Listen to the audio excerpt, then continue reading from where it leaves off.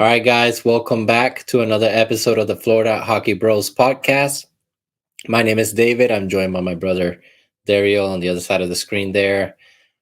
Preseason is here, so we're going to get right to it. But stay tuned for the second part of the show. We're going to get a little bit more into some Florida Panthers talk and some of the prospect things that are happening that is very exciting right now. But Dario, I think we got to start with what we've seen so far in preseason.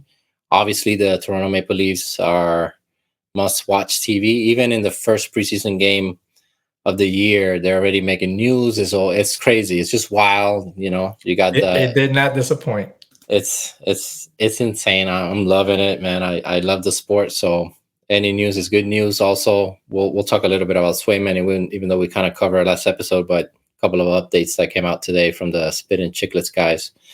So yeah, let's start with the Leafs and the preseason game, man. I started watching a little bit later than you, but I saw pretty much most of the goals, and the game itself, it's okay, it's whatever. But it's a little confusing, right? Because they played basically their starting lineup minus a couple of guys that they were giving a look to Cowan, especially, and it just looked bad. It was like they're just not interested. And the only thing I'll say before I throw it to you is you have a new coach. You know what issues you've had in the past in the playoffs. You know that this is the whole idea of Berube putting you guys on the ice on the first game is to make a point, to make a statement. And, he wasn't happy after the game, but I don't know how you saw it, but it was pretty, I'd be embarrassed if I was a Leafs fan, honestly. I mean, the excuse is it's preseason, it's game one, and that can take you a long way. My bigger thing is what you pointed out, which is if you are going to be played in that game at home against basically the Sens B team, AHL team, it is to maybe make a point to let the top guys show some leadership for the rest of the team about what kind of year you want to have, because they got the most minutes. We'll talk about the minutes and stuff, but the minutes were insane. It's the same as Keefe has done. Played all the top guys a ton of minutes, almost like a regular season game. Which, preseason is also about seeing the other guys because who's making the team. But I think my biggest thing is this idea of accountability. Berube wasn't happy. Like Keefe wasn't happy half the time. He would complain to the media. He would call guys out. That's going to happen more and more. And people think that Berube is just going to bench guys. Like Cooper and Maurice have talked about this, serious coaches. If Berube is benching Nylander or Marner for a whole game, it's over. Once a coach gets to that point, it's a point of no return. That means that the coach has run out of options. So first of all, that's not going to happen right away.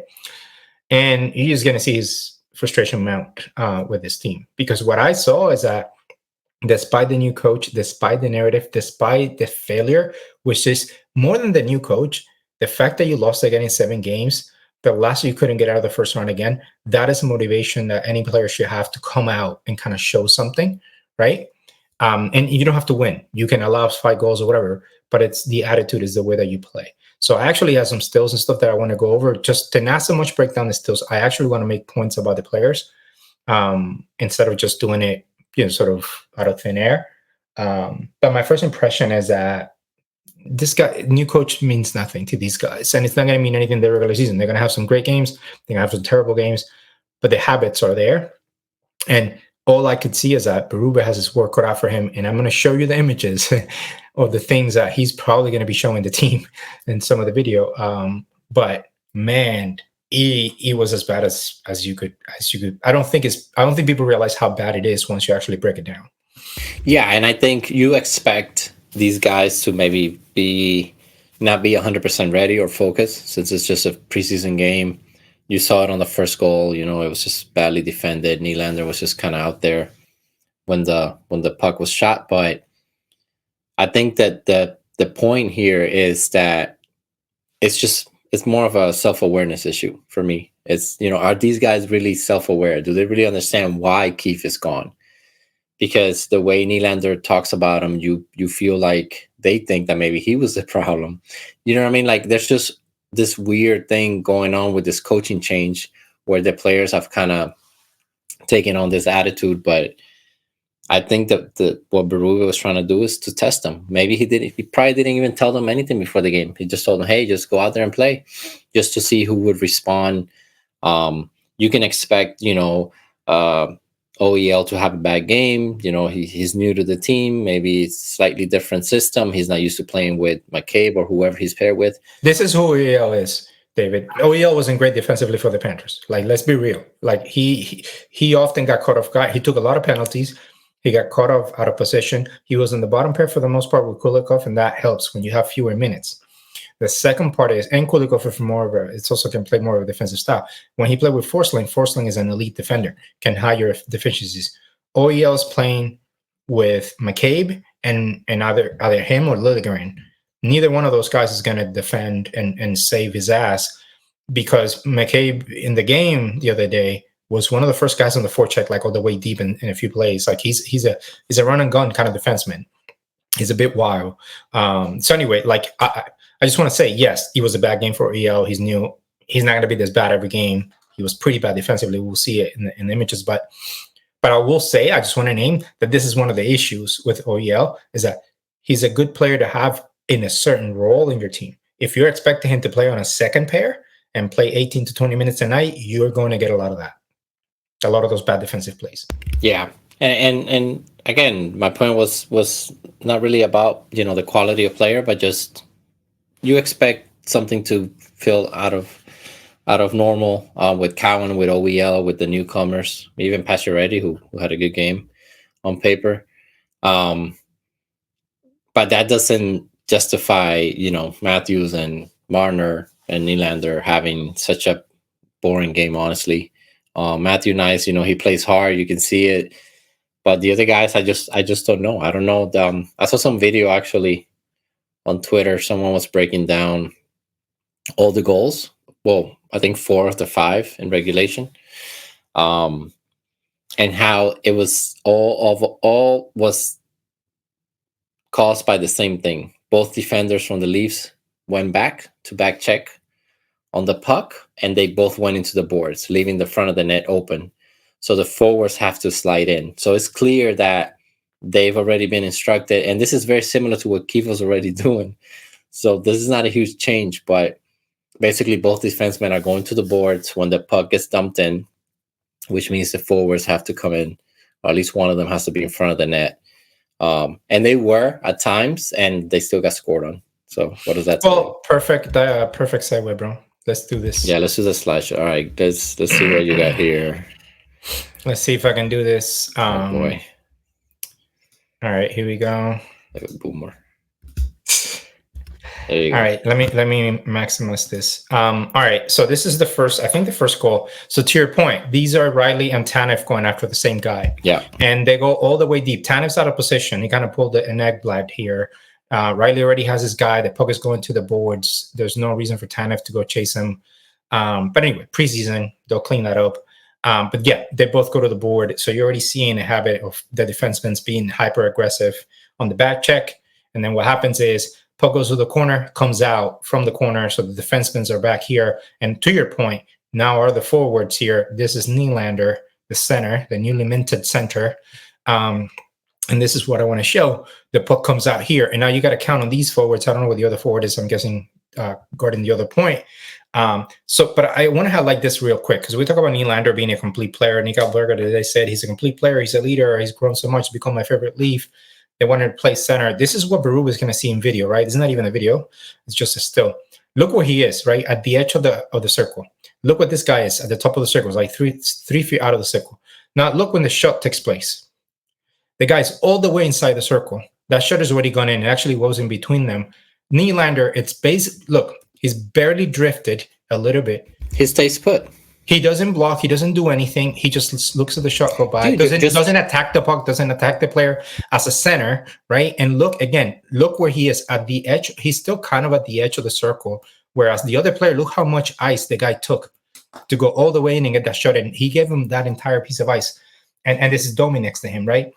And this is going to be a funny theme for the Leafs. Both of them looking back at the show go by, with neither of them is attacking the player, attacking the puck, or blocking, right? So there's the first goal, right? So that's just part of the point here.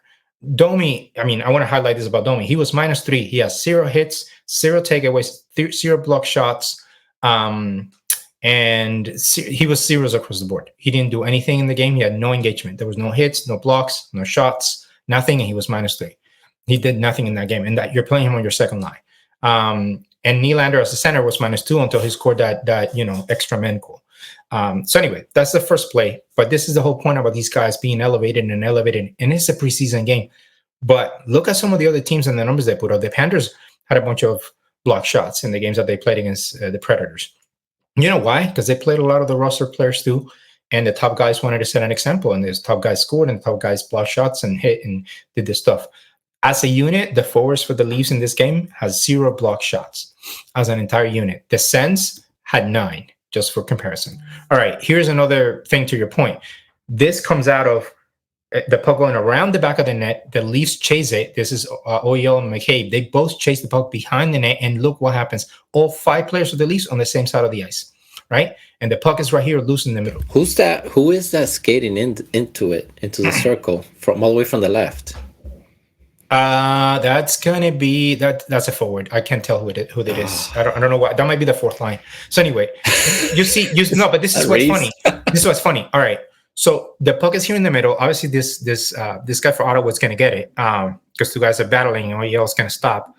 You see this guy right here in the corner starts with a 5, the number. Look where he ends up. That's the same guy in the same play. He goes all the way from back there behind McCabe, and look at McCabe on the right, and look at OEL on the left, and the puck is about to go in. That nobody defends it, right in the middle. And this guy here from the Leafs, I guess, is just on all 4 here, giving his ass to everybody. I don't know what happened over there, but this is what happens, right? Again, preseason, but this is the effort you're getting from the guys that are trying to prove themselves, right? Chasing the puck, the forwards don't support, lose the puck battle, and then defensemen. Wow. Look at that. If that's going to be your second pair for the season, oh my God, people are going to feast. So again, this is the whole point of what this is the video. This is going to be what Ruba's seeing, right? Here's another thing to your point, David. The puck goes behind the net. So go watch the replay of this play, this goal. OEL and McKay both hit their guys behind the net. Strong for back checks. They hit against the board, but the puck still stays with them. Nice goes down to support 3 Leafs guys against 2 Sens behind the net, and the Sens somehow get the puck out. And you know who this is looking back, not blocking, not attacking the puck. He was actually looking behind the net. That's Domi. So again, that's what you get. This is your level of defending, and he plays like this in the season. This is how he plays. You lost 3-2. You lost the puck even though you back check, and your forwards go watch the replay. He doesn't even see this guy shoot the puck until he turns the shot goes in, and he's just looking back. So that's the kind of level of defending you're getting, right? This is one of my favorite plays of the game. Again, just about effort. The puck is right here in the corner with the Sens guy. You have 3 Leafs attacking him, right, on the breakout, right? And they should be able to neutralize this. And then you have, I guess, whoever this is, Liljegren or whatever, going back. This is the same play. This is the continuation of the same play. These 2 guys bump into each other. That's Tavares. Like bump into each other, and it's a 2-on-1 about becoming 3-on-1, and that ends up being a goal, I believe. So that's the one that has a scramble in front of the net and the Sens score. So it goes from this neutralizing in the corner, everybody going back, to somehow a 3-on-1. I mean, it's just putrid defense. I mean, it's just basic stuff, man. It's just effort, man. Yeah. And this is my favorite thing because you pointed this to me. Oh yeah, also Matthews overtime. This is Matthews pointing to the guys. I mean, he's exhausted because that's the other thing. He's been out there for like over a minute probably. Yeah, he's telling him to pick up way longer. Skater. He chased the puck, turn it over. He's gassed. He's telling the guys, "Hey, I'm not gonna make it. You know, like you got to get him right." And that's Kemchup or whatever, the defenseman. He's a defenseman. He's a defenseman. I mean, the dude's good though. He's a big dude. And my favorite part is just this. So he goes by Matthews, and then this is McCabe defending. McCabe was in front of him, looking at him coming. Yeah, then Marner's like, oh shit. And you're like, Marner's like, you know what? Selke nominee, Marner. And then Marner gets blown by the same lazy ass play. I mean, guys, it's not a serious team. Again, preseason, it's just the effort. It's just like the habits. It's just the example. This is your leaders. Look at him. Look at Matthews not even skating. These are your leaders showing everyone else, every role player, this is how we play, right? Nylander, not doing anything. Domi not doing anything. This guy's not doing anything. That's kind of the whole point that I'm trying to make about this team, and the fact that it's just not a serious team, man. It's just not a serious team, and these are the issues, and these are the videos that Berube has to break down. So many bad habits, so many defensive breakdowns. The forwards not doing anything, no effort shown, and they play so many. Riley played almost 25 minutes. Explain that to me in a preseason game. Morgan Riley. OEL wasn't even given a chance to run the power play, but that's besides insane. That, 25. Marner, Nylander, and Matthews led the forwards on ice time. We'll talk about the Panthers later. Barkov, Kachuk, and Reinhardt played 14 minutes in their game. Nylander and Matthews play, and Marner were like 19 to 21 minutes, all of them. I think the Oilers did the same with Bouchard. I think he played in the split squad game, whatever. He played 28 minutes or something like that. I don't know if it was between both games. I think it was. And they got blown out in both games. Yeah, it was the same day. He played, I think, in both games or something like that. No, he didn't play in both games. There's no way. Well, then he played 28 minutes. Well, he played 28 minutes. I can look that up, but yeah, that's. And Nick Holm as well. He played 27, 26. Yeah, I don't know what the I guess what the expectation or the theories for this guys, but like I just don't understand. I don't understand. Again, it was so funny because you would expect at least to fake it, right? You get that bump, new coach bump. Everybody wants to look good in front of the new coach. These guys did not care to look good in front of anybody. That's what's bizarre, man. That's what's bizarre because to me, like me, even if I'm Nylander and I know my contract is guaranteed, no trade clause, that would actually put more pressure on me to perform. Like I would try to set the example. I'll be talking to young guys on the bench. I'll be telling, Austin what to do, whatever, Domi where to stand, that kind of stuff. Like, I think people are just fooled by Nylander. Like, he's quickly become like the most overrated guy in the league. Right with Hughes, and I forgot who the other guy is that I don't like.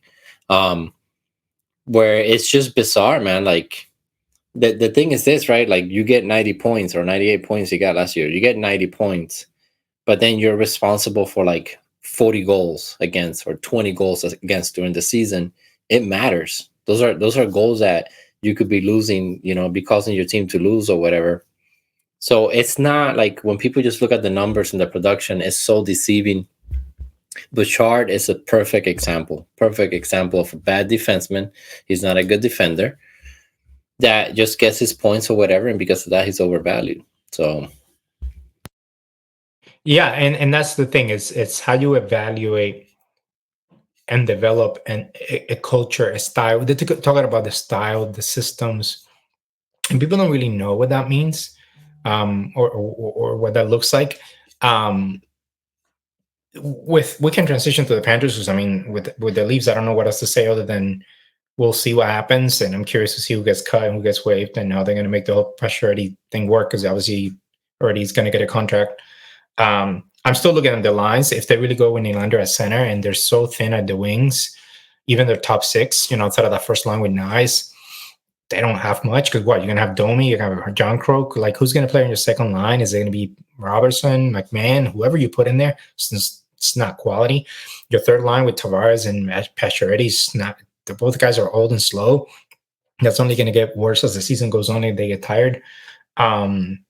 It's a bit of a mess. It's sort of I don't even know who they're going to play, man. I don't know if you're going to keep any of the young guys. I also want to say before we transition to, go read the Athletics piece. I know a lot of Leafs fans hate the Athletic, but go read the Athletics piece by Jonas Siegel, who's actually been at the practices, and go read the piece about Easton Cowan. He had like 7 takeaways from the Leafs game. Easton Cowan in practice, just so everybody knows, because the pundits over there are not going to tell you, the podcasts are not going to tell you, the TSN guys are not going to tell you this. Jonas Siegel was there, and even Chris Johnson, this guy will tell you, because they need the suspense, they need to sell. And in practice, Easton Cowan was going up against Chris Tanev several times, couldn't even touch him, couldn't get around them, couldn't get the puck at all. He got taken off the puck every single practice, every single drill. Some of the AHL defensemen had no issue physically taking the puck away. He had no time and space. He's 19 years old. That's what you expect. He should be playing the AHL this season. They should have invested 2 years in the AHL for him. He can't play in the AHL. I know he can't, but that's their problem. Yeah. They did this the wrong way. Now he's got to go back to juniors where he's not going to develop. No. He's already past that. He's good putting up points. He doesn't need to go back to juniors. You should have put him in the AHL this and next year. And then at 21, when he's bigger and stronger and more used to the program, you bring him up and then he could be ready to play. Now you're going to waste another year of him now, and he's not going to be ready to join the Leafs next season right out of juniors. He's just not. He's a small guy. He's not physical. That's not his style. He's always been a skill player. And look what's happening. He's not able to play with the pros. And that's fine at 19. And we'll talk about the Panthers and some of their prospects and why Cowan may not be where some of these other guys are. But this is the real thing. Cowan's not making a team, guys. It's done. Robertson probably, Alex Neal, I'm just likely not going to be the team. Robertson's probably not going to be the team. And if he does, it's not going to be ahead of McMahon or Pacioretty in the picking order. Now with Berube, there's no way. Because Berube expects defense. And by the way, Robertson's like 5'9", 175 or whatever. He's a tiny guy. So, and Berube loves his big guys. Like Rebenkin has a better shot. Like playing against, because all of a sudden he's losing their mind. It's like same with Benoit last year. Anybody without Leafs uniform who fights, it's all of a sudden the best player ever. But anyway, just want to, but that's okay, man. Be honest about. We knew about Mackey like last year. We're hoping Mackey's going to be the team, and then Maurice said he's not making the team. He's going to the NHL. Yeah. He's not reading the game at the elite level. He got plastered by Foligno. Like, I think the first game against Minnesota, whatever.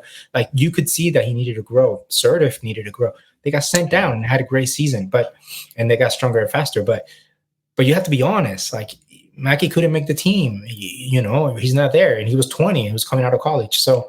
Cowan's not there yet. Minton's not there yet. They can hang, and that's okay. But stop it with that. Like, focus on whether or not, like, who's going to play wing for you that can defend. Yeah, they're looking at this almost backwards. They're stuck, man. They're stuck in limbo. The Bouchard played on one of the two games only. Like you mentioned, he played 28 minutes and 35 seconds. 2 minutes on the power play. So, and then Ekholm played 26. That's bizarre. I don't understand. Crazy. They're gonna kill these guys before they get to the postseason. Oh, what is the point?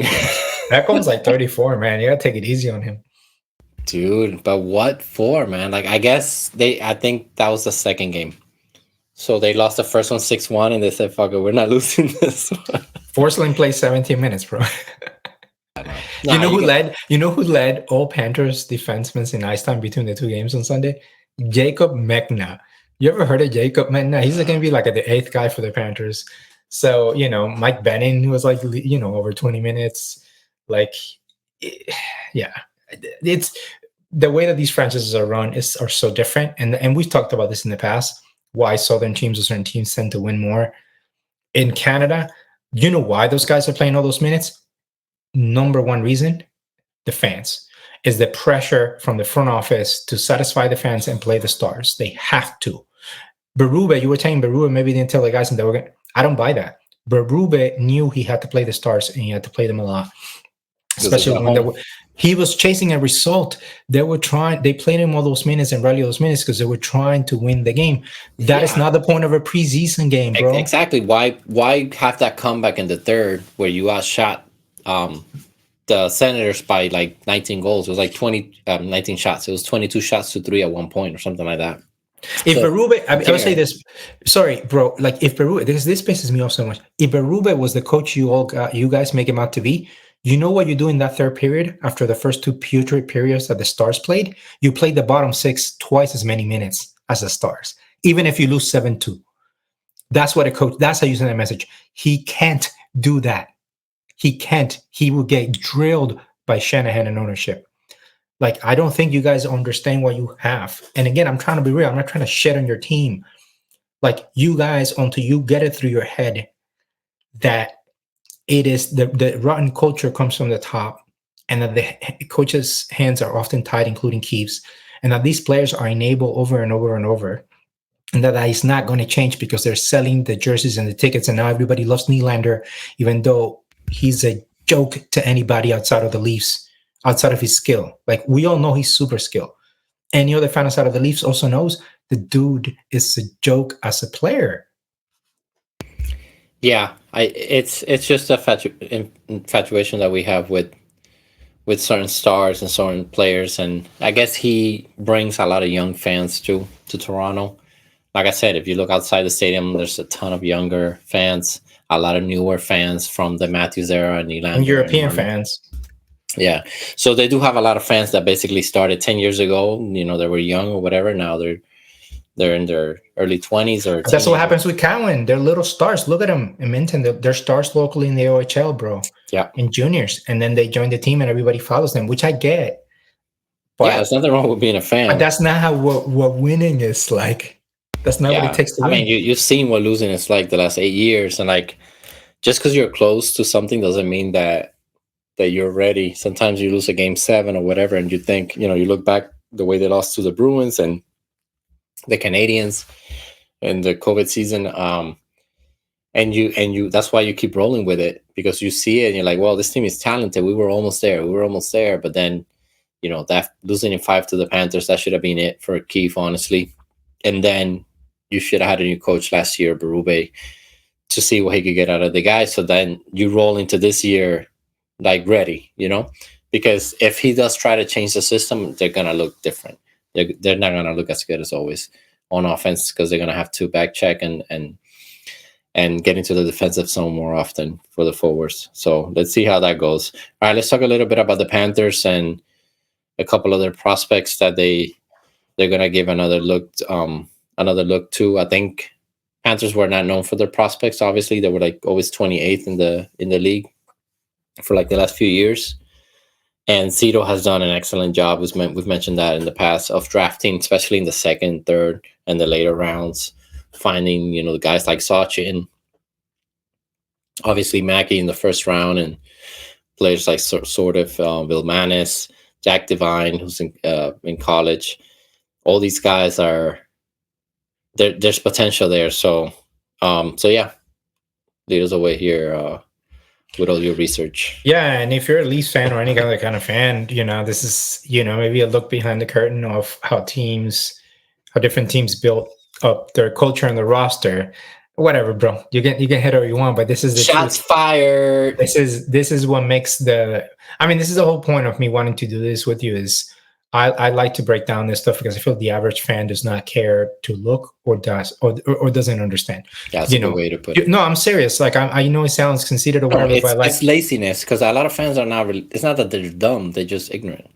Yeah, they're just ignorant and they don't know where to look. And it doesn't take that much to look. Just read an article here, look at an article there, and just start to put the pieces together and know where to look. Don't just go by what your podcast is telling you, whatever. Like, be a little bit skeptical. Like, we listen to our own stuff and we criticize it. How much we criticize Dan Le Batard, even though we love the show, right? So I feel like you have to look at things with a critical eye, because that's what coaches and GMs are supposed to do, and sometimes they're not doing it.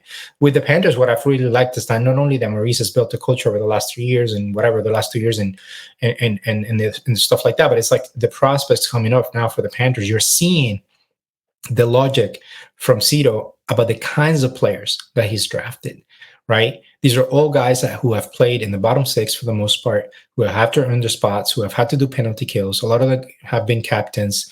Have had to play 2 ways, and it shows now. What happens is you see Serdev and you see all these guys, kind of showing out in camp, showing out in the preseason, getting minutes, being trusted to play, to do penalty kill, to do power play, and they're being actually given the chance to show and to develop, because they need to invest in these guys. You're also even seeing it with some of the new guys like Adam Boquist and Jesper Boquist. Jesper Boquist led the forwards in ice time in his game. Justin Serdev led the forwards in ice time in the first game on Sunday. He wasn't the big names. They gave these guys a genuine shot, and they actually put him on power plays, on penalty kill, and they kind of give him a chance to develop, which is what they're trying to do, invest in them. And then you see the kids, man, the 2 draft picks, Grayson Sawshin and Hunter Martin, who's a 6th-round pick from this year, who have really surprised everybody. I mean, they're both good, and Sawshin already showed out last year, but they had a great rookie showcase. They were on the first line. They scored in every game. Hunter Martin did, and Sawshin assisted and scored. And then in the preseason game that they played, they were excellent.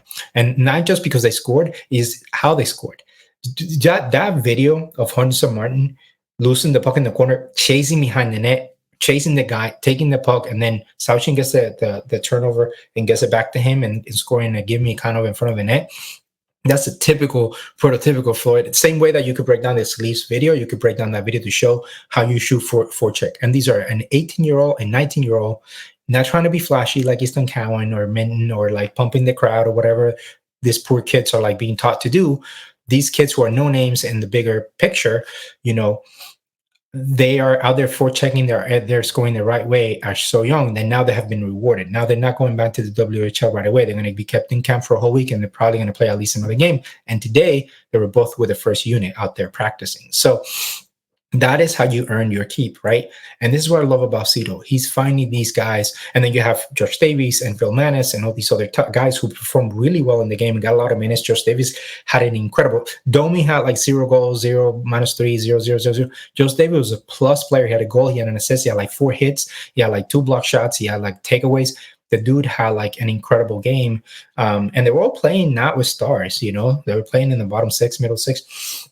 And you're seeing that development and that trust because Zito knows that he's found guys who are hard workers, who have the skill, but that the first thing is they're coachable, they're going to play hard, they're going to develop, they're not going to be afraid of physicality. And then once you have that with the skill that they do have, it becomes sort of that next generation of skill and grit that you actually need, right? Like that's not you guys are looking for. You can find it in the players that you pick. And so the thing is, you guys get pumped up and hyped up only to be disappointed. When I watch some Easton Cowan games and some highlights and stuff, and he's an incredibly skilled player. One thing I immediately notice about him is the dancing, how much he likes to dance, how much he likes to weave and go around guys, and it isn't a lot of always physicality. Whereas in Souching is a tiny guy. He's always in front of them getting hit. His favorite player is Matthew Tkachuk. He's not afraid to go to the corner and battle people. Justin Sordiff is always gets into it with people, right? And it's been killing penalties and playing 2 ways and being a captain since juniors. So that is the thing about these guys. A fan told me, because I posted on Instagram about Hornson Martin, how surprised I was about the guy. He said, if you watch the Medicine Hat Tigers where he plays in the WHL, is exactly that this guy always plays. He plays that forechecking style. So anyway, like that to me is the difference, like both in how you select the talent, how you develop and invest in the talent, even when you have a team of stars and a cup winning team, right? And you let these guys marinate, and then you have the leadership lead by example, right? And have a strong camp. So anyway, to me, that's the big difference in the way that they approach it. The Panthers always feel with Marisa, they say, we're starting from scratch and we're going to build up to something for the playoffs. Where the Leafs is all about today, man. It's all about today. Today, we got to show our defense. Riley, 25 minutes. Matthews, 21 minutes. Hey, Willie, go out there and score a game-tying goal. Like, you know, get defense hyped up so they can buy all of our jerseys. To me, that's the difference. Yeah, I'd say that that's a really big difference. It might not seem like it. You look at Cowan, you look at Mitten or whatever, and you look at their offensive skill, and it's understandable that that's what you're looking for. But when you compare and you really know what you're looking for, what you're talking about, like Zito knows what he's looking for. Maurice knows how to make those guys work, how to put them in the lineup if needed and get the most out of them. I mean, Eetu Luostarinen is a player that 90% of fans in the league do not know who he is. They don't even know his name, Lusty. He plays on the third line with Lundell. He is one of the most solid, best third wingers in the league, hands down, at defense and neutralizing and forechecking. He's not going to score a ton of goals. He's not going to have flashy passes. He's very, very, very solid. And that's the difference, that you have guys like that. You have all these kids coming up, and right away they're coming into a culture of forechecking, back-checking, defense first, responsibility, being mature with your game, that type of stuff. And then you can incorporate the skill later as the game slows down. The longer you are in the league, it's going to take 2 to 3 years for any NHLer to really get used to the speed, just because young guys are coming in like Bedard or whatever, and they're scoring Michigan goals like he did the other night in preseason, another overrated guy. People just look at that and think, oh, they're great, they're ready. But then you look at their plus minus, you look at their defensive rating, you look at their takeaways, their giveaways, and you're disappointed. They're not ready for playoffs. So I think what Zito has done with these guys is incredibly smart, because at the very least, you have some depth for your third and fourth line if it comes to that. Josh Davies can play in your fourth line like Lundberg did. He's a strong guy, but he's skilled. which a lot of these guys are skilled anyway. Nowadays, they all can score. You have Bill Manis. The flashy skill and puck handling, it's only useful when you can combine that with elite play, right? As a team. I mean, I just want to make it clear. And it's fun to watch. I'm not trying to, to me, Sauching has incredible hands and dangles people all the time. They interviewed him today after practice. He said, what I'm working on here with these pros is simplifying my game. Right? That's how you win a cup. That's what you need from Sauching. You don't need him to be do Huberto. I need him to be Kachuk. So, who has a simple game, but freaking has incredible hands, right? Sauching has incredible hands. Simplify that game. You go to the net and you win. So anyway, sorry. That's sort of like, to me, the difference that fans don't take into account. Yeah, hold on. Had to sneeze. Great timing. I made a good point. Yeah. Great timing, bastard. Yeah, I think it's the mentality. It's the hockey IQ. I saw there was a prediction thing I saw on Twitter today. I forgot from what magazine or website, whatever. And it said something like Sam Reinhart is it's expected to take a big step back this coming season or some shit like that. And like, that's just like the basic ass analysis that you get. He's going to score 40 instead of 57. It's like, yeah, dude, who's going to score 57 back to back? Especially Reinhart. Like, it's only if you're an elite.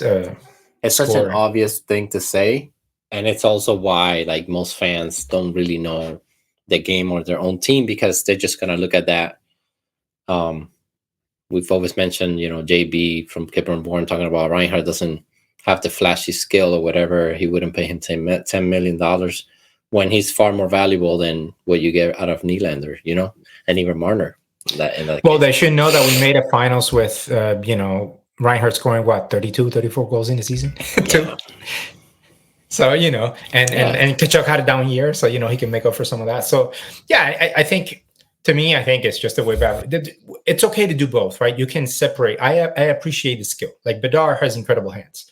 He has an elite shot. He can drag the puck in ways that, like, even better probably once he gets older than Verhaeghe. But Verhaeghe has the same skill. Like, he just finds a way to drag the puck to find the lane to get a shot off, which is pretty cool. Like, Bedard does that at an elite level. He's a very fast kid. He's also tiny. He's not a great defender. And so you just have to give him time to see what he does. Is he going to be Patrick Kane or is he going to be a bust, in terms of winning?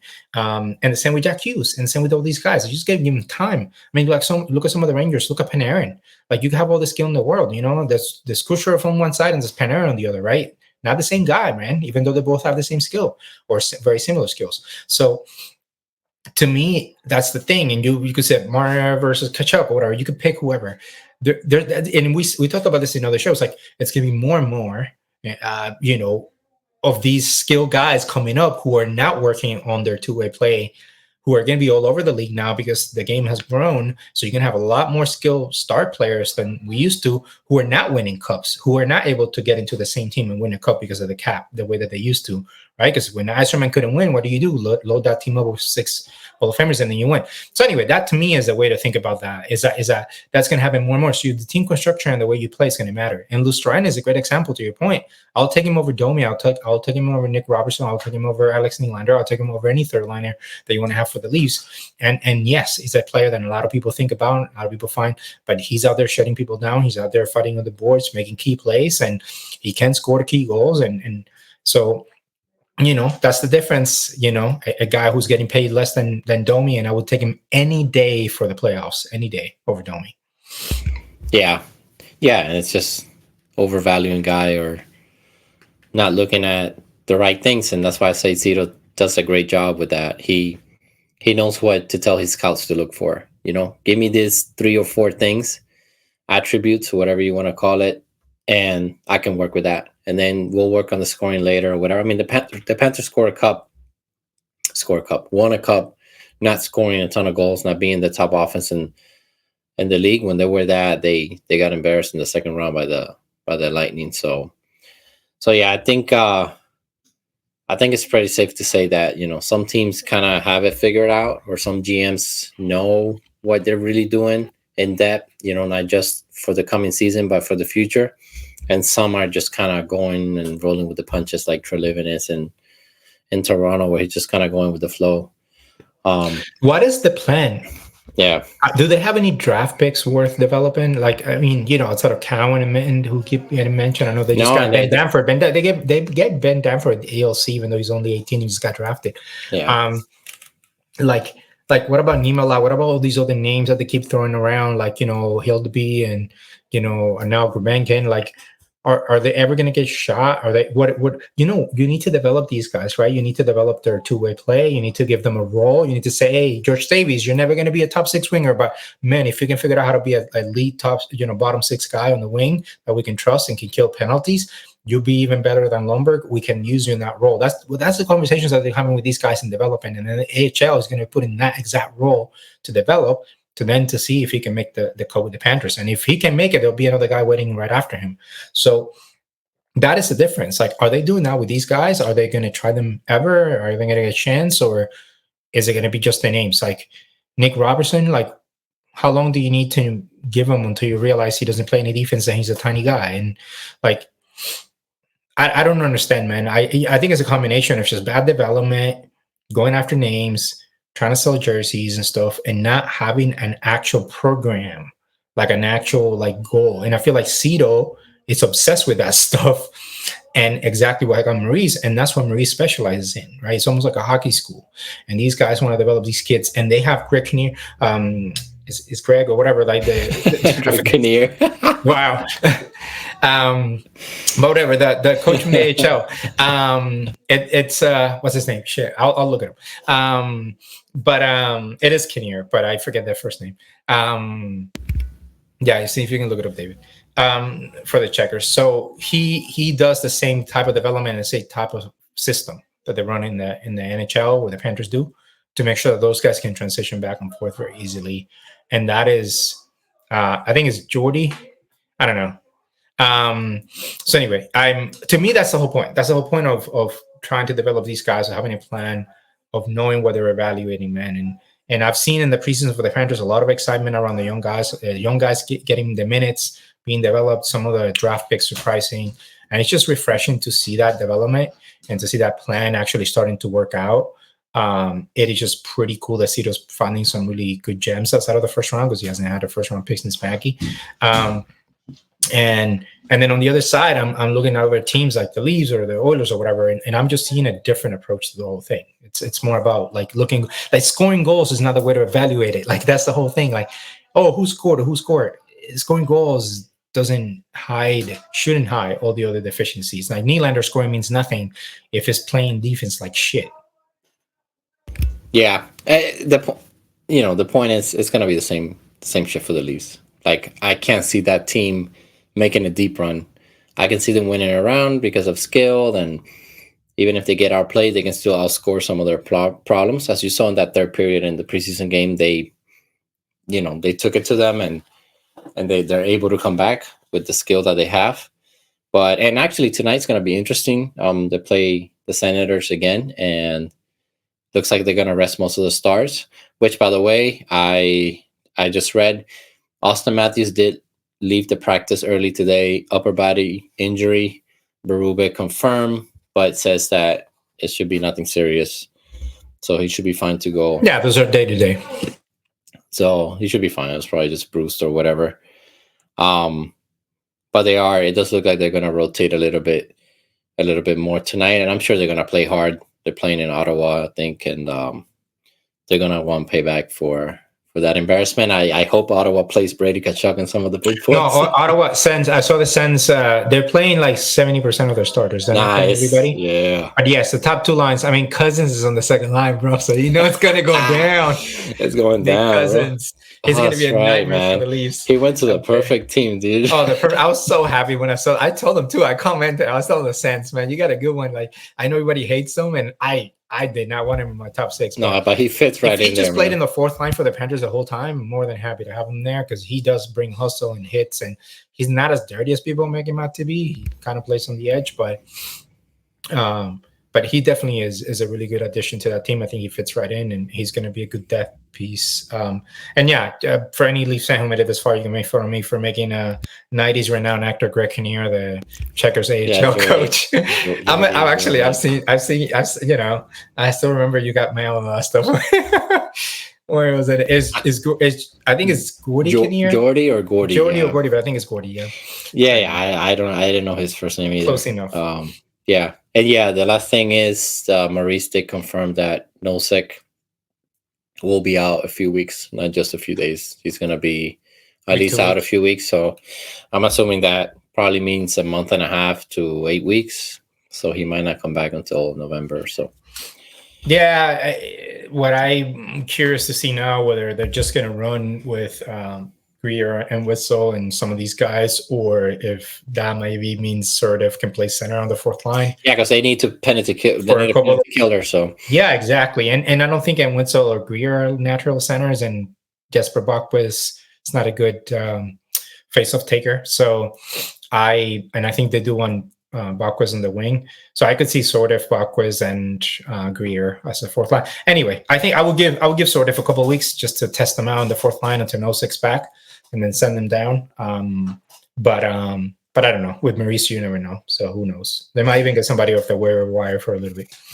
Yeah. And do you know where the games are on TV? Is the Maple Leafs going to be on the NHL Network for those that want to no, not today. So I was trying to look that up, man. I know that over there in Sportsnet. I haven't seen it on ESPN Plus, which is where in the US would have been shown, or it should be shown from everything I've read about the US. So maybe last minute it's there. I just don't know where to watch in the US. I'll try to look in the websites on the team's websites and try to find it. But in the US, the only chances it wouldn't be NHL Network. It would be ESPN.com. If it is available, I don't know if we'll be able to watch it. I do know the Panthers should be tomorrow because they already announced that they're going to be shown in this new app or whatever. And if you're out of market, ESPN.com will carry the games. But and I did see the Leafs game against Montreal already showing on ESPN.com, ESPN Plus. Sorry. So anyway, I'm hoping that they're going to show it because it makes no sense not to show that game. So for people in the US, see if I can catch it, but I just don't know where it is. And yeah, if they don't show it, we'll catch the highlights. They always post stuff on the Instagram account and social media and stuff. So yeah. All right. Yeah, I was trying to see, but I couldn't find a channel. It's not. You want to talk swimming real quick before we log off? Yeah, let's wrap it up with swimming real quick. Brian Whitney, Spinach Chicklets, came out today and on their podcast and kind of came back at Sweeney and mentioned that he saw the numbers himself. It was a very low ball offer. He said that the Bruins fumbled the whole transaction and the whole process by trading Olmark and basically giving Swayman and his agent all the leverage. So I think Sweeney's fucked. I think Sweeney really fucked himself. And then Ryan Winnie's also said that 8 times 8 gets it done. 8 times 8 point something gets it done. So that means that Swayman was really looking for 8. He just wanted to go high and probably got offended at that 6.2 offer at 4 years more than anything. Yeah, if it is 8 times 8, I would do it. I just think that contract's going to age well for that kind of a player. And, he's 25, so you'll be 33 by the end of you don't want to extend them, 2 to 3 years and then say, well, I don't want to give you 8 years because you're going to be 36 or 37. Exactly. And also for Swayman, you got to get the money now. Like, you're not going to wait when, late 20s and maybe they don't want to give you as much money. So, yeah, if it is 8 times 8, the Bruins do have the money. So I feel like they should do it because, again, this is the mistake by trading Allmark and not planning ahead. And, 10 million or even maybe over 9, it would be an overpay. And I think I would push back. But if he's okay anywhere in the 8s, like anything under 8.5, I would do it in a heartbeat. I don't know if I'm Sweeney. But at this point, he might be more pride than anything. I don't know. Or maybe the front office and the ownership don't want to pay this guy now, which, again, terrible management from you guys because he's your goalie of the future. Like, you made that clear and you already took him to arbitration and you didn't take him to arbitration this year. Just give him the 8 times 8, bro. Yeah, and I think communication just broke down because if it's true that Sweeney took a while to get back at them, maybe their last request or whatever, And it took a couple of weeks to get a call back, or maybe he said, "Hey, I'll call you back," and just waited 3 weeks to piss them off or to push them to accept the offer. I think if that part is true, then I just don't know what you're doing there, because it's not ideal for Swayman to hold out until December 1st or into the season, because you want to be ready when you get back into it. But his agent is the same as Nylander, and Nylander on that first contract took the Leafs until the very last day of the deadline. So same agent. I don't think Swayman's gonna budge, and it doesn't look like he's gonna cave in. So I guess what you said, man, I would just look for a trade, try to work something else behind the scenes, and tell that team, hey, let me run this by Swayman and see what he thinks, and just go to Swayman and say, hey, look, this is our final offer. We have a trade with this team or whatever, or that's it. Past December 1st, you're a free agent, right? So, well, if Swayman is open to the 8x8, there's no way they can trade him. If they do that, they're going to lose the fan base. Like if it's 10 million, okay, but 8x8, I do think it's reasonable because you're projecting, and there's so many other contracts recently that you see that. You see that with Raymond, you see that with Sider, you see that with this kid in was it Utah or whatever. These guys are getting signed for 7 years. Matty Beniers, like these guys are getting a little bit overpaid now with the projection. Even Lundell got that, 6 year, whatever it was, 5 million, even though he hasn't hit that $5 million value yet because you're projecting. So give him the 8x8. The dude is elite. His numbers are elite. Your defense is good. He obviously fits the team, the culture, proving himself in the playoffs. He was the only reason you didn't lose earlier and worse. And he's young, which is great. He's entering his prime. Like, give him the money, man. If it's 8x8, you can't lose him for that money. If you lose him for that, I think the fans won't forgive you. And who are you gonna get in trade? Like, who's as good as Swayman right now? Nobody. You have to project. Now, if he's asking for 10, then yes, I will use it as leverage. But anyway, who knows what the real number is? We'll see it. Sweeney's got to swallow his pride and say it's 8 something, and let's move on, and everybody happy, and nobody will talk about it again. So yeah, let's see. That's also something to keep an eye on. There's a little bit of drama, extra drama. Sometimes EMs like they're proud, or ownership is proud, and they want to play a hard line. I mean, they do that in Carolina. Sometimes they're being cheap, and then they can't win. So yeah, they've lost some guys due to not signing them early. Even with the coach, Brendan Moore. Yeah, it was touch and go there for a second. It was like holding out and stuff. It's a cheap owner, man. It's a famously cheap owner. He's a cheap owner. It is what it is. Like, it's sad. It's a great franchise, but like the owner just doesn't want to dish out the cash. Yeah. All right. We'll wrap it up there. Doesn't look like the Leafs are going to play on national TV, so I think it says TSN 4 and TSN 5 as the networks. Yeah. So we probably won't get that in the US unless you get it for TSN Plus. I don't know. Yeah. Hey, Leaf fans, when you throw a hook up, bro. Yeah. That's a line. Go watch it. Streamcast. We love you guys. We love your team. We'll get and do one of those things. I love that there was one guy who made a comment in the last video. It's like, you're not gonna grow your channel by like shedding on other teams. And there was another guy was like, how about more respect over the franchise or whatever? I'm like, bro, you guys have been shedding on the Panthers forever, and we've deserved it, because we've been awful. It's we were the first ones to shed on the team. Like, be honest about the team. It doesn't matter. It's our opinion, and we're gonna like exaggerate because it was fun for us, and we're not media people. We're not journalists. We don't have to like be respectful or anything. Plus, go listen to your own pundits. Like JD Bunkus always talking about fans in Florida and insults and all kind of crap for no reason. Yeah, and Dangle too, and all that. And not only that, I must say it, we're spitting more truth about your team than the people up there are, bro. And it's just what it is. And we're more likely to be proven right than they are. But you do you, man. But my man's got an elite shot, David. Elite shot. He's an elite winger, bro. All right, we'll wrap it up there. Last bit of news is Marner did do the rest of the practice at center on the top line, so it looks like he might center the top line tonight. No, Marner's not playing tonight, bro. Well, he played. Okay, he practiced the entire time with the team. You're confusing it. They're playing all the AHLers prospects and guys competing for spots today. The only guy from the first game that I recognized was Nyes and a couple of the role players, Cowan and somebody else. That's the roster I also released for tonight. They're resting all that. What you're reading about is practice. Marner took over Matthew's spot in practice. I don't think it means anything. Yeah, you're right. I just never saw from Toronto Maple Leafs that they released a roster. Yeah, it wasn't the Leafs. It was some other account that reshared it this morning. I saw it in passing on Instagram, but I just noticed that it was a bunch of names I didn't recognize, plus a few guys obviously that I do. I do know Alex Nylander, Nick Robertson's playing, Camps is playing. Here it is. Yeah. Okay. All right. So we'll see how that goes. Doesn't look like they're playing on national TV. And we'll go from there. All right. We'll catch you all next week, guys. Thank you for watching. Having fun with us. Leave us any comments. Salty or hate, watch, and subscribe, bro. Yeah, hate, watch, and subscribe. So when the Panthers are losing, you can take it out on us. You can laugh at us in the comments. All right, y'all. We'll catch you in a few days. Peace.